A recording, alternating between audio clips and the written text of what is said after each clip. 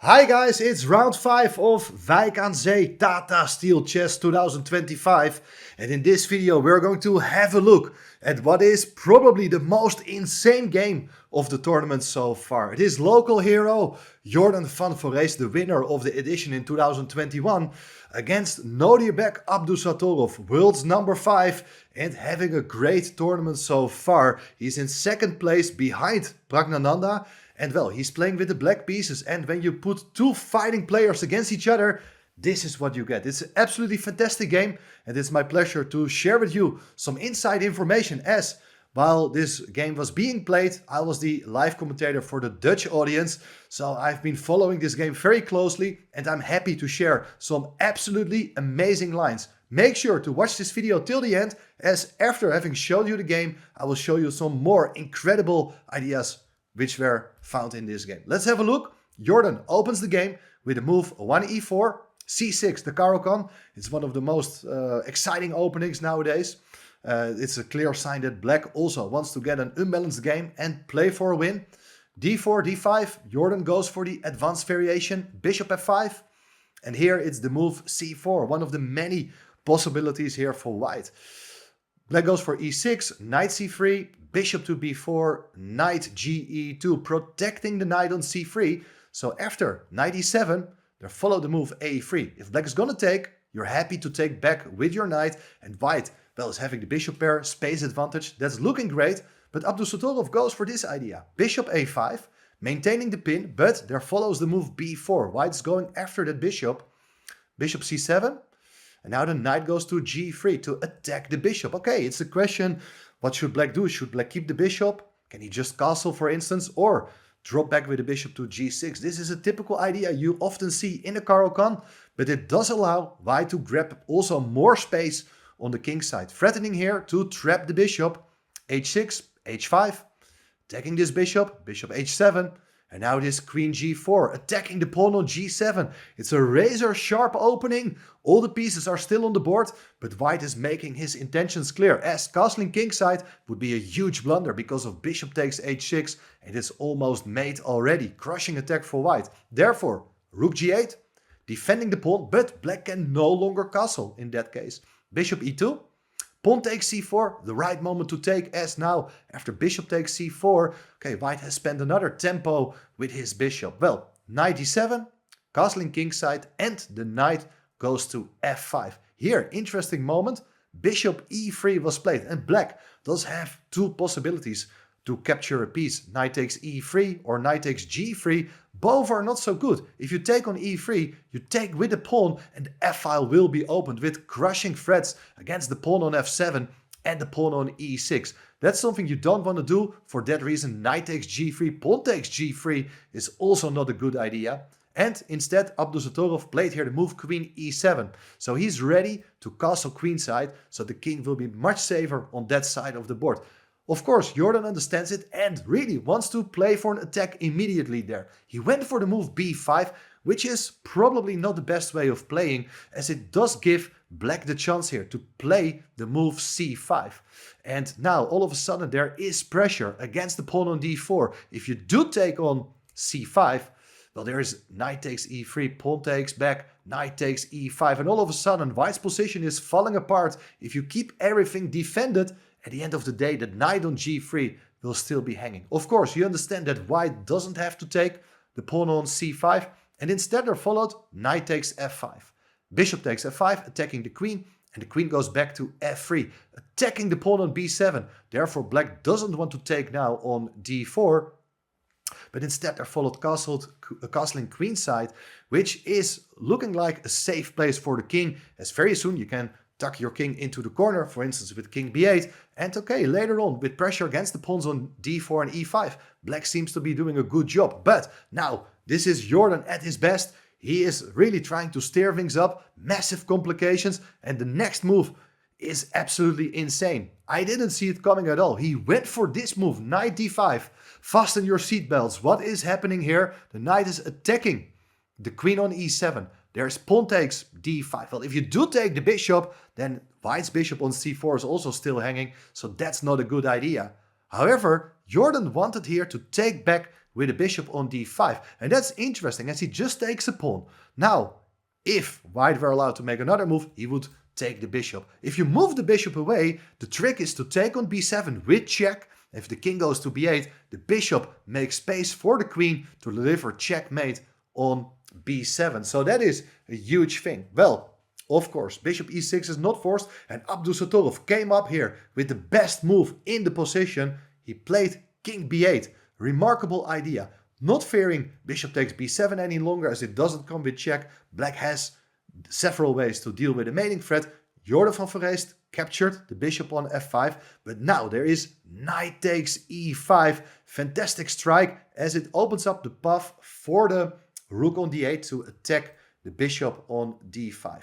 D takes e5 played, rook takes d5. Now all these pieces are attacking the pawn on e5, and white played here the move f4, defending the pawn, but it's black's turn once again, and there is the move rook gd8, and all of a sudden position has been opened, and it's black who's dominating the center of the board. Thanks to the control over the open file, it's black who is clearly better at this point. But of course, it's still a game. The queen goes back to e4, and now they followed the move f6. Look at this. There is this problem with the pawn on e5. You cannot take on f6 because of the pin, and if you do advance the pawn to e6, there will be played the move f5, the queen got a move, and the pawn will be taken. Therefore, Jorden came up with a different plan. He played here this move, a4. He's looking for attack against the black king, bringing up his pawns. Pawn takes e5, and I was thinking, okay, you may consider pushing the pawn to f5, and who knows, maybe later on there are some ideas. And it will not be that simple to use your pawns on e5 and c5 right away. Black is better because of that extra pawn, but there's still a lot to play for. However, there followed the move a5, as black doesn't have a chance here to take, as the queen on e7 is unprotected. But with the next move, queen e8, black comes up with an amazing resource, attacking the pawns on b5 and h5. But also, since the queen is defended by the rook, pawn takes f4 is a huge idea here. White played the move b6, sacrificing another pawn. Pawn takes, the bishop is going to take. And now it is f takes e5. Here, you got to be careful. Don't take with your queen on e5 the pawn. It allows the move bishop to f4 and the queen is gone. Of course, Abdusattorov understands it and played the safe move bishop c7, attacking the pawn on e5. Now, if you do advance the pawn to e6, it's rook e5, attacking the queen, and next, the pawn on e6 will be taken. Instead, Van Foreest played here the move bishop to f4, trying to support his pawn, and now look at this, what's happening now. Rook to d4, attacking the queen. Queen goes back to e2, and now an amazing idea. Rook takes f4, rook takes f4, and there is queen takes e5. And black is an exchange down, but the tactics are working in black's favor. The simple explanation is that you cannot go for the exchange of queens, as at the end of the day, both rooks are hanging. Black is going to take a rook, and the rook endgame with 2 extra pawns will be winning. So, what should white do? Well, a very logical move was played by Jorden van Foreest, but wait till the end of the game as I will give you more insights about what is happening here. Queen a2 was played, threatening mate. So, if you take on f4, checkmate on a8. Black cannot do that, but the key move here is queen e3 check. Very important. If the king just goes away, you take with the bishop on f4, and it's no longer mate on a8 because there's king c7 and the king is safe. Black is up a bishop. Instead, after queen e3 check, there followed the move rook to f2. White is still up in exchange, but the bishop comes in to g3, attacking the rook on f2.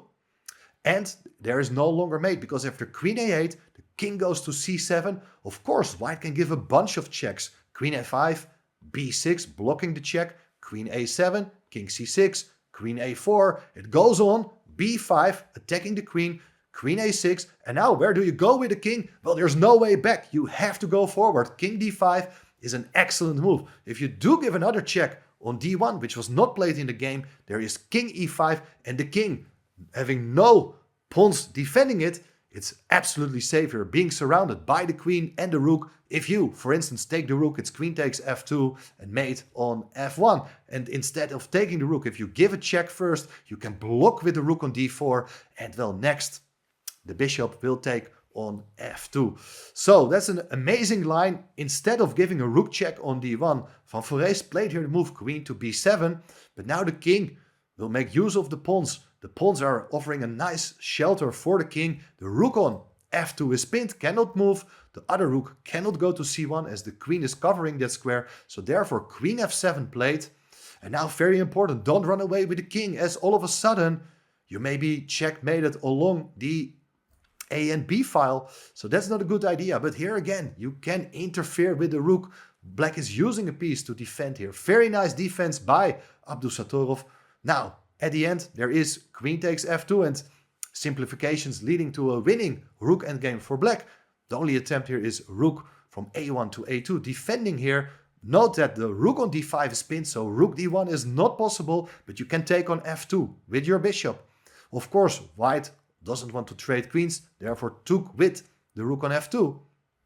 But the question is how to entangle. I really liked what Abdusattorov did here as he played the move queen d4, maintaining a pin and making it more difficult for white to generate threats against the black king. King h2 was played, threatening here rook f4 all of a sudden, but there is queen e5 check. If the king stays on the h file, let's say king h3, king h1, or maybe even a move like g3, there's queen takes h5 with check, and queens will be exchanged. So the king has to go back to g1, and now it is king to b4. Excellent way of proceeding here, as it's unpinning the rook and threatening to go rook to d1. After the move rook f1, because you cannot give a check here, the queen is covering the b2 square. After rook f1, well, again, there are several ways of playing. The simple continuation is just rook to d2, and it's time to resign. If you give a check on b1, there is rook b2, everything is under control,